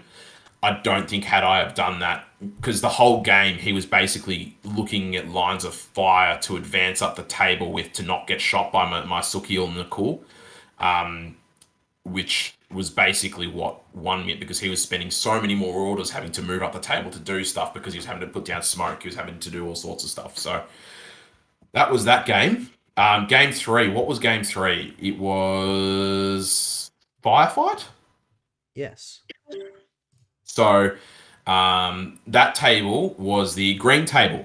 Okay. So the one that was Ryan Kirby's table. So this table, if Ryan is listening, was very open. And yeah, I think, remember how I said in firefight I was happy to go second, but higher than a cool. Yep. This one I just stood everything up basically. So what ended up happening was I'm fairly certain. Oops, sorry, I was going to go back.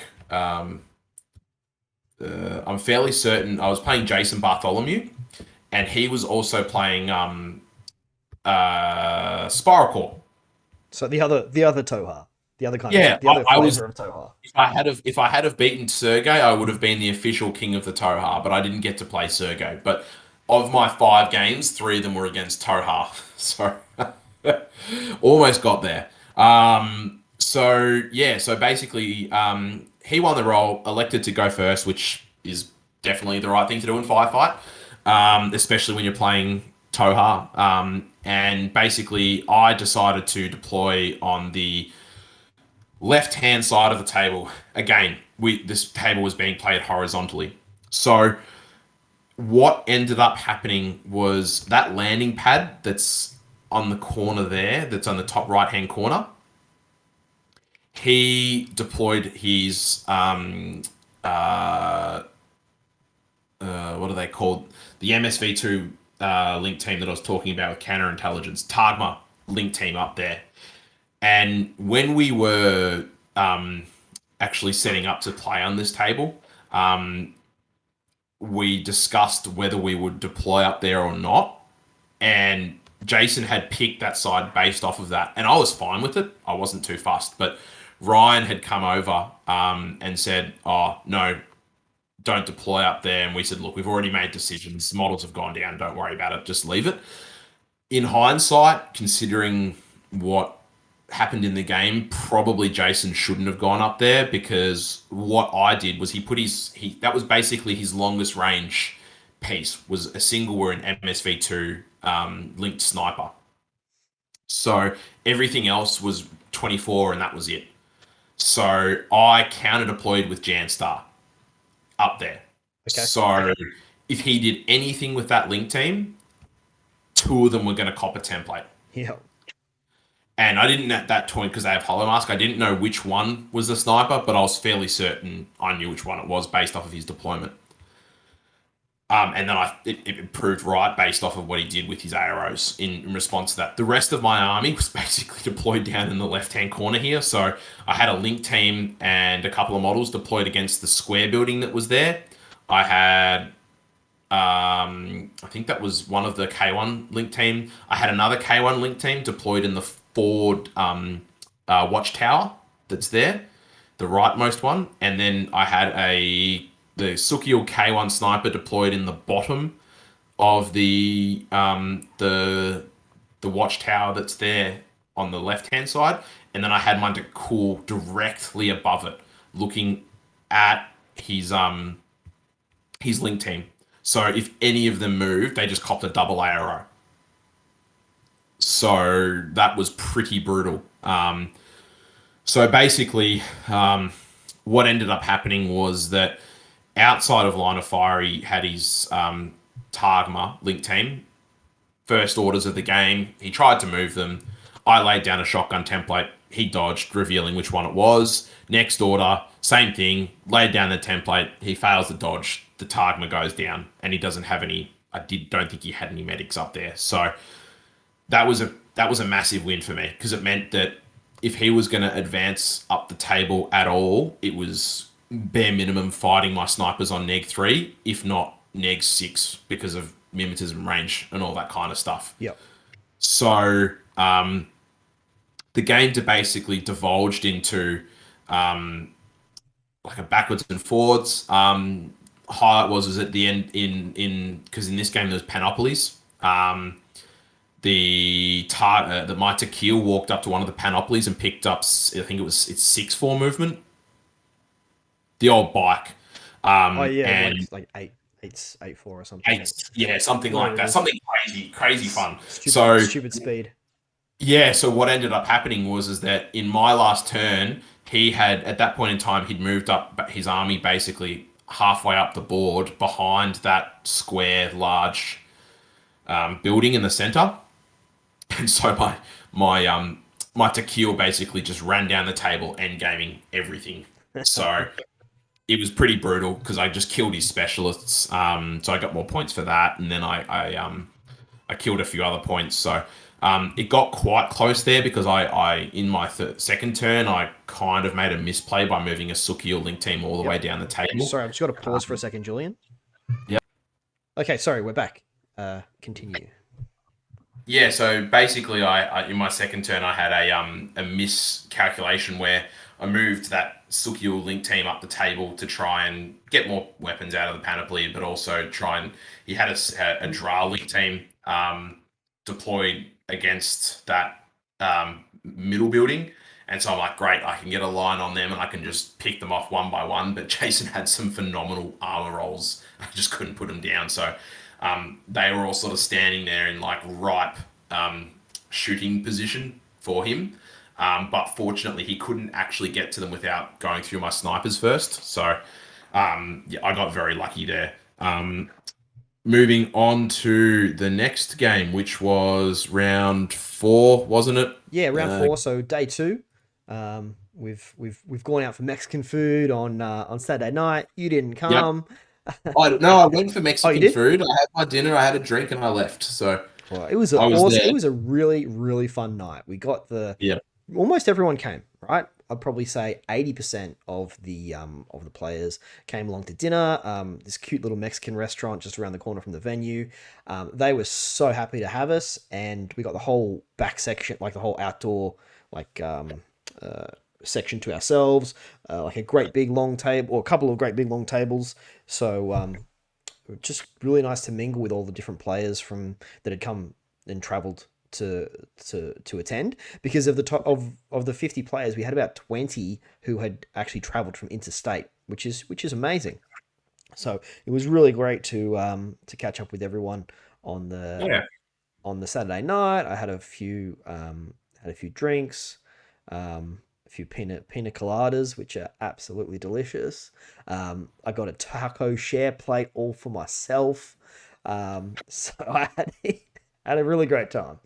Um, but yeah, anyway, I don't think the pina coladas were particularly strong because I had a good few and was absolutely fine the next day. Um, but we moved into round four, which was mind wipe. Yes. So I played Jacob in Mind Wipe. So I won the role for that one, and Snap chose to go first. And then he picked deployment. So again, looking at that table, it's the grey table that's on there that I sent you. Oh yeah, So I Val's definitely Val's think table. Jacob. Pardon? Yeah, Val's table. Jacob definitely lost this at deployment. He just picked the wrong side. That was fundamentally what did him in. He picked the right hand side. Now, the right hand side arguably has one much better sniper's nest, but defensively and then moving out of that sniper's nest, it's really, really hard to do. So I was able to deploy on the left hand side. I had two sniper's nests that didn't cover as much, but covered what I needed, and from where I knew he was going to put stuff that I could engage with. And basically, the first turn, Jan Star, he had a Sukiel HMG sort of standing up on an ARO line that was not bad for it. Jan just stood up. His Sukiel had a mate, and Oh, I had sorry. Jacob was playing Tohar as well. yeah, yeah, good. Yeah, so again, another Tohar player. Um, so yeah, his Sukiel had a mate on it. So did Jan. I just laid down two light shotgun templates on him. I He shot in return with pistols, I think, and missed, or I think he missed completely because I think I still had a mate. Anyway, besides the point, he actually failed a save, and so I then did it again, and the Sukiya went down. So that was a big win for me because Sukiya HMGs can be quite nasty. And then not much else happened that first turn. I basically went up and pushed buttons, and that was it. Set up my Tequil and my diplomatic delegate again to deny him pushing buttons without going through nasty stuff. In his turn, I think he got it in his head that he had to kill Jan Star. So he moved up the table with his link team with the Tequil and some other stuff in there, and he eventually put Jan Star down. But it took him a lot of effort to do it. And for And with in a mission like Mind Wipe, where you don't want to necessarily be yeah, spending orders killing things unnecessarily when you've got no, so much else to do with pushing yeah, buttons, and then it takes a lot of orders to even get to the yeah, consoles to start to hurt them. Um, yeah. then that can have a big impact on the game. Yeah. And so then in my turn, this is was coming back to where his side just wasn't as good. He spent so much time trying to kill Jan that he didn't have anywhere to pull that link team back to safely. And so my Liberto basically ran up, killed the entire link team, and then Sorry, I've just got to go killed a again. track. Just a second. So Okay, yeah, yep, we're back again. Yep. basically, yeah, my turn to the Liberto link, well, the Liberto group. Liberto basically just spent all his orders killing a Chaxa and that entire link team, and I think something else. I can't remember now. And then I ran up. Don't know if I destroyed any consoles in this turn. I can't remember, but I did. I basically did that and other things. Turn two, he still couldn't get forwards to push the button. Or if he did it in his last order. And then in the last turn, I managed to run up and destroy. I must have destroyed one in my second turn, destroy a second console. So I destroyed two consoles at the end of the game. Um, and in his last turn, he had I can't remember the name of it, the killer hacker device that Toha gets.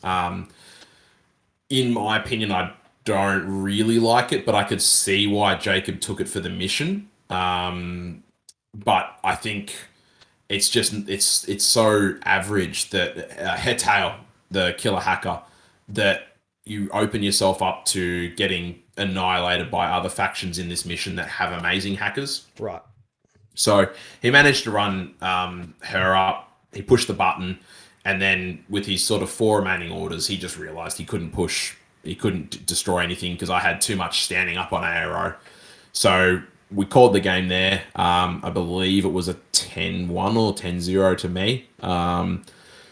So yeah, that was the end of that game. I honestly think Jacob he played well, but the deployment decision cost him so much. I was if I was going to pick sides, I was going to pick the side he put me on anyway. So when he chose that side, I was rather happy. Yeah. So game 5. Dennis, you played Dennis. round Yeah, 5. that And was what a army did really Dennis good. take? He was taking Aleph, and it was a ripper of a game. So you finally got to play an army that wasn't Wasn't Toha. I Toha. know. I know. The benefit of playing armies that are Toha, though, is you don't have to explain Faraware to them. But Dennis, fortunately, he knows all about the Farawares, so he didn't need much explaining at all, apart from just being reminded not to walk into zone of control and stuff like that. So, again, this table's looking horizontally. All of them are actually now that I look at it. So he was running a Marut, which was one of the things I worried about. Not as much in Avatar, but I really did worry about. And I really agonized at deployment. And I'm normally really quick with deployment, but I reckon I took like a full 15 minutes to do this Yeah, because right. I agonized. So I had two schools of thought. I put out AROs and try and stop the Marut, or I just trust in my ablative defense Yeah. and put everything on the second floor. You wanted to go second in front Yeah, fire. Did you win yeah. the roll and get to and choose deployment? I don't remember who won it, but Dennis went first. Right. So I'm now that I think about it, I'm fairly certain I won the role because I elected to go on the right hand side of this table because I knew I could get everything on the two buildings that are second level. And the only way, because he couldn't get up to there with a Marut unless he climbed, because there was nothing where his base could fit more than half. And the only way he was going to get there with anything else was through walkways, which I blocked off with lots of mines, with the Razale's peripheral bot. So in his first turn, I think from memory, he managed to do all his, like, I think he managed to do 3 classifieds.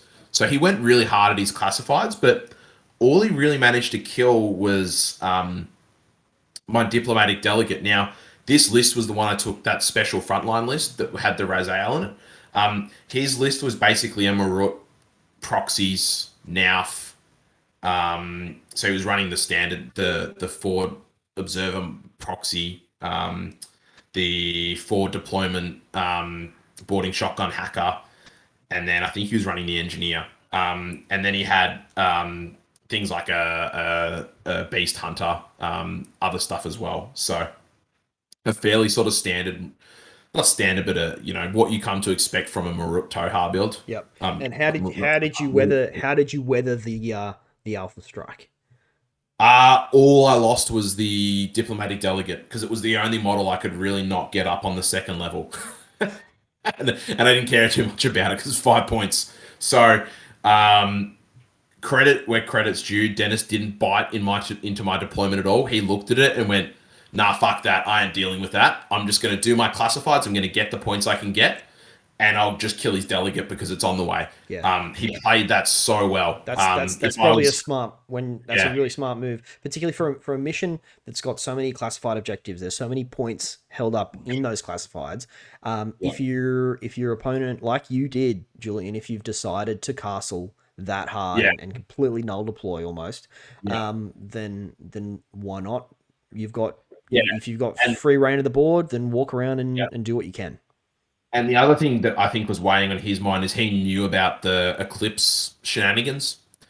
So he was like, well, even if I get to engage them, if I can find a way, I might only get it once because, and even if I get it once, I'm lucky because he's just going to put out Eclipse. Yep. So he was smart with the way he played it. The other key thing I forgot to mention was that I chose to do Intelcom because my classifieds were awful, and he didn't. So that came back massively in the last turn. Because without it, I would not have won. It would have been a draw. Wow. So yeah, so effectively, what happened was is that he did all that. He did three classifieds. He pushed his Marut up, and then he decided he was going to pull his Marut back. Now Dennis agonized, really agonized over whether to leave the Marut out and looking on AROs or whether to completely conceal it. And I don't blame him because he knew exactly what I was going to try and pull off if he didn't. Um, so he left his Marauder out on ARO, and at that point in time, my first turn, and I really agonized over it because my school of thought is always kill the model supporting the tag. Don't worry about the tag. But he deployed it in a position where my Sukiel K1 sniper just had to stand up and shoot. So I thought if I can kill the Marut, um, it's not going to be an issue with points later on in the game. Sure. And so I just decided, all right, first turn is just going to be Operation Kill Marut. And he'd put it in a position where the Marut couldn't guts, unfortunately, out of line of fire. Ah, right. So That's the thing. If you're standing your tag up in ARO, you really want to put it in a position where when you fail guts, yeah, you can get in. You can fail guts because yeah, otherwise he's just going to stay there and keep copping hits. I can understand why he did the arrows from there because at the end of the day, he just had to get lucky with one or two Mhm. to put me down. And then I'm using the Nakul, and the Nakul is not in the same league as a Suki killing armor. So I got pretty lucky there. He hit with one of them. It was about five rolls from memory, five sets of rolls, and he hit with one of them, but I passed two of my saves. So fortunately against the Marut, I don't get mimetism anyway, so I lost mimetism when I degraded, so it wasn't the end of the world. Yep. And then I managed to put it down, but I was all out of orders in that pool. I had nothing left. So I used all the orders in that pool to kill it. So I then was like, I've got to use the Nicole's orders to put it down to dead because the engineer was right next to it. Right. So the Nicole then, I think it was another four orders unopposed to kill it. So it was nine orders in the end to kill the Marut, which, considering when you think about the number of orders a Marut brings to the table, it's what, three a turn? I think that was a pretty good exchange. And then not have to worry about its points later on in the game in a zone. So I was quite happy with that result. And then the game was really close despite that. He made really good use of his proxies.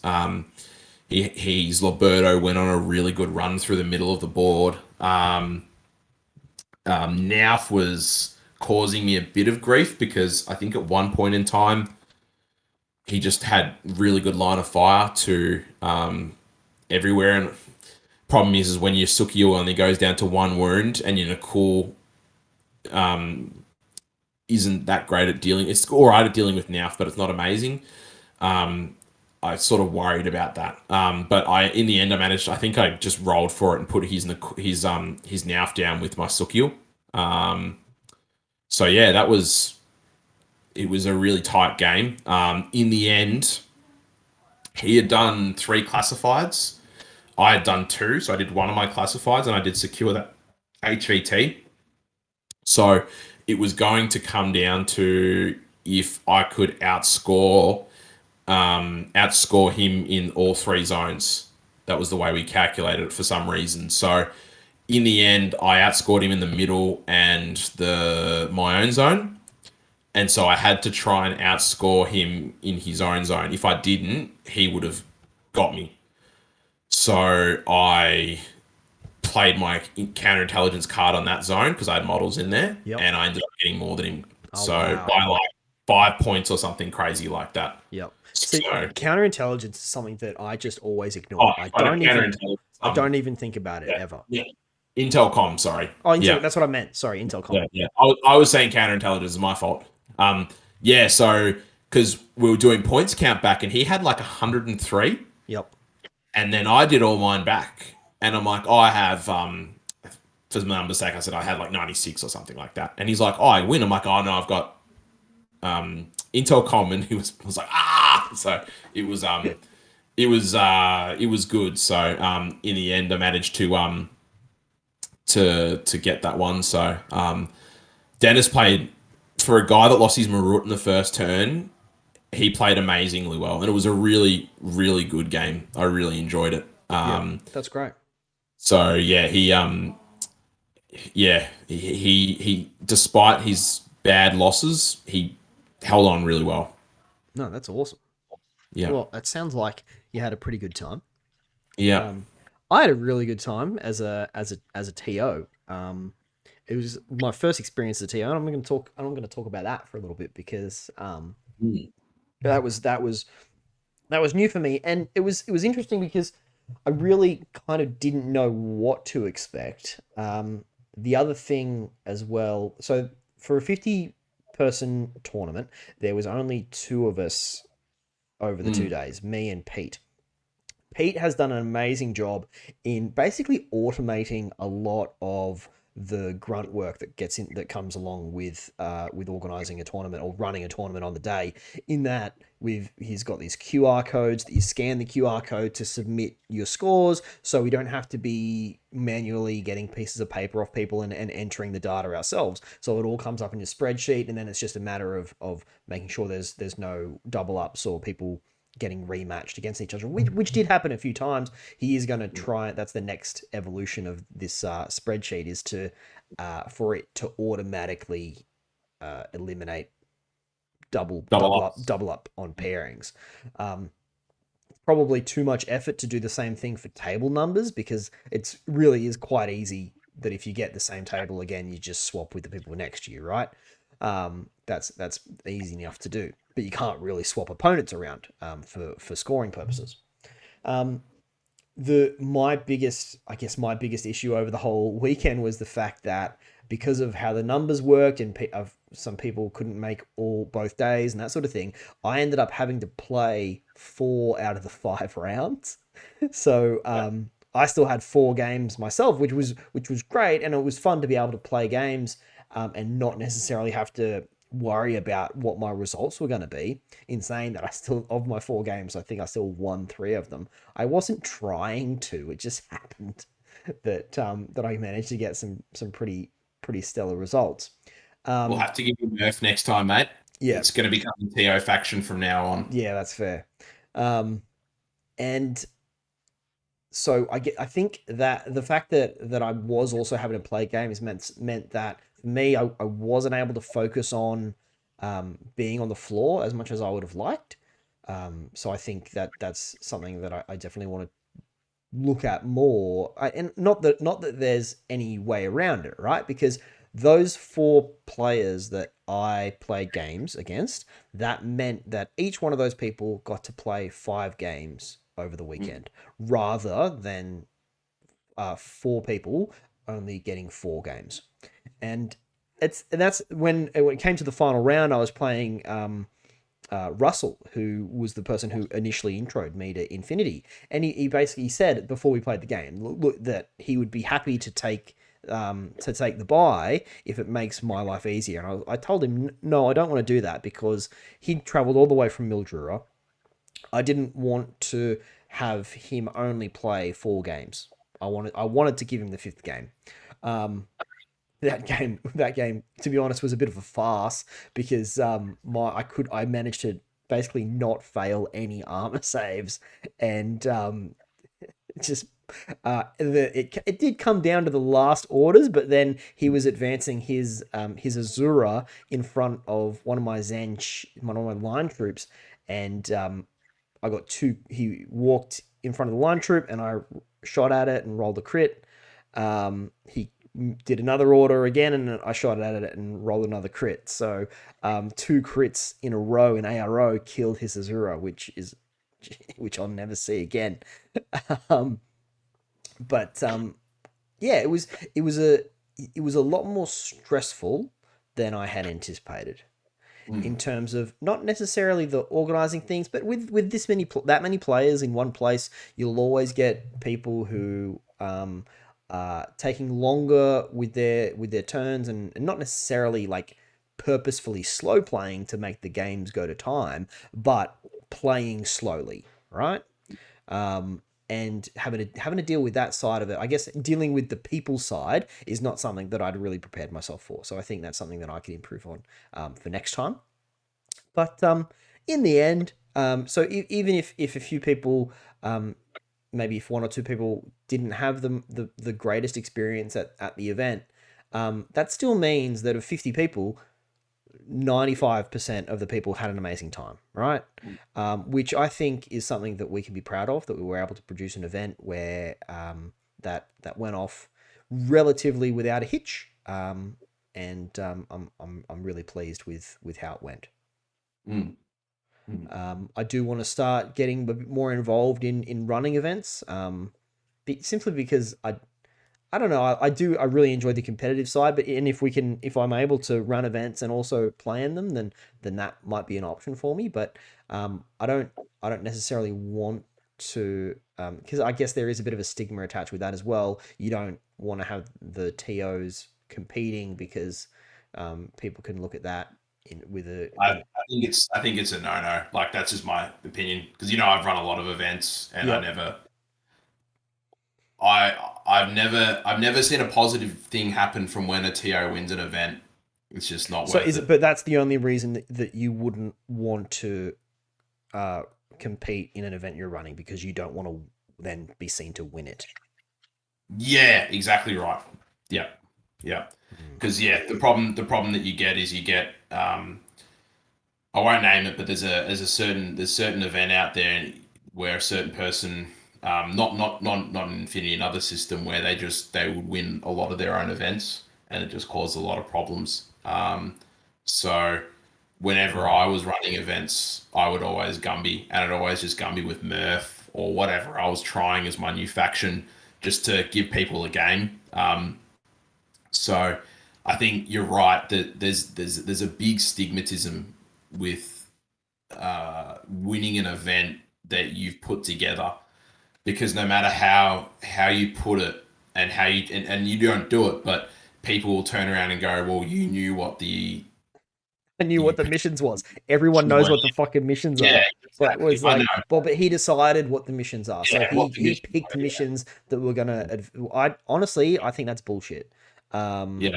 I But the don't, problem is I don't buy that at all. you can't stop that perception Yep. from people. So honestly, like just for my own mental health and like running events, I just didn't want to have to have those uncomfortable conversations with people, because it's just I'd rather enjoy get enjoyment from running the event and then not have like the overshadow come through of, oh, I won the event, and then people were like, oh, but he did this, or there was a suspect call in a rules decision, and it just gets Yeah, really messy. I think So it's the sort of thing where you yeah, can't be making calls on your own game, yeah, yeah. right? You So need you'd need someone else to, if that's the situation, you'd need someone else to weigh in on it. yeah. Um, So, but like for example, like shooting similar, where you'll have a match director, and a match director can shoot all the stages, but most of the time, I haven't really seen a match director actually competing in the match, because one, they've got a lot to do. So, and it's the same with running a tournament; they've got a lot to do. So, you don't want to be playing an event and then have to go over to the TO and be like, or in in the stage of a match and be like, hey, I need help with this, and then be like, I'm playing my game, leave me alone. Like, you don't want to have that, even though it doesn't. People have that perception. And the other thing as well is that rules calls, could there have been benefits with rules calls? As I said, people, no matter how hard you try with mission selection and all that kind of stuff, they'll say that you knew the missions and you select them based off of your faction. So yeah, I just don't Yeah, think it's worth. I mean these are all issues that are only going to arise if me as the person running the event also wins it. Bear in mind, I've been playing Infinity for 5 years. I've never actually won an event. Yeah, So it only happen like it only has to happen once, and then people were like, oh. So I just personally I just don't think it's worth it. It's mm, it's it's up to you if you want to do it, but yeah, I just don't think it's worth it. yeah. But Yeah. I played 4 rounds out of 5 at Burn City Brawl anyway. So um, at the end of the day, I I I think actually in saying that, having had to play that many games as well as like I kind of mentioned before, having had to play that many games as well as having to do everything with running the show, I would have much preferred if I didn't have to play those games. Yeah. Yeah, there's Um, too much going on, especially in a um, larger event. So yeah. yeah. All right. Well, any final thoughts then Oh no, no, just on the on the it was thing? good to play three guys because what I played. Oh, Mark as well, but I haven't played Mark before, but I've met and had a lot of chats with Mark more recently. But it was really good to play Jason. I haven't played Jason before, but Jason and I have talked and met a lot from Newcastle. He's a great guy. I had a great game against him. He loves to have a laugh, so that was really good. And then Dennis's game, like it was so good because just the intensity of it, but Yep. also you know, like that's the good thing about Infinity is that player contract between you two where you're both doing things to help each other and not make it a negative experience, unlike Yeah. other games Yeah. we won't mention. Um, When you if you win in a game of Affinity, you want to have won against your opponent's best. yeah, and also make certain they've had a good game, Yep. which Dennis, I think certainly he did. And then so we had Mark, Jason, who was the other person? Oh, John. John, I love John. John in my game, it was hilarious. It was a good, fun game. And yeah, if John's ever down this way again, I'd love to have a game with him again because yeah, we had a lot of banter afterwards because for some reason I just kept on not seeing where he was, and John is about 6'10", so he's impossible to miss. But I just kept on missing him, and so I'd be like, Dennis, where's John? I want to talk to him about something. He'd be like, he's just there. He's right there. So I just had this banter the whole time about me wanting to talk with him, and I couldn't find him, and he was right next to me like a fucking moron. So yeah, no, all interstate playing so many interstate blokes 4 out of 5 was awesome for the Oh, that's whole event. great. That's what we want. So yeah, Yeah. great time. No, that's awesome. Cool. Well, I think we might wrap it up there. Yeah. Julian, thank you so much for coming along and spending your time to have a chat this evening. I've really enjoyed it. I think there's some really great takeaways in how you've built those lists People, and people that sort of get to thing. see Julian when he's not playing his silly act, when he's actually being serious for something. Well, I mean, that's the thing, right? People are gonna tune into this, and you haven't dropped a single swear the whole time. It's I like did it. I did it at the end there, didn't I? Yeah. Yeah. Yeah. Big shout out as well to all of our patrons who joined us for this live recording as well. Thanks, guys. If you want to sign up for the Patreon, it is only $3 per month. You can find us at patreon.com/lossoflieutenant. It gives you access to the special Discord channel, as well as the live shows, as well as a whole bunch of other stuff as well. So we're starting to get a bit of feedback and input from our Patreons as well in terms of what future content is looking like. So if you want to have your say and be heard, then it'll only cost you $3 a month, which is not very much. So jump on board. But to sign off, my name's been Nick, Julian, and you've been listening to Loss of Lieutenant. awesome.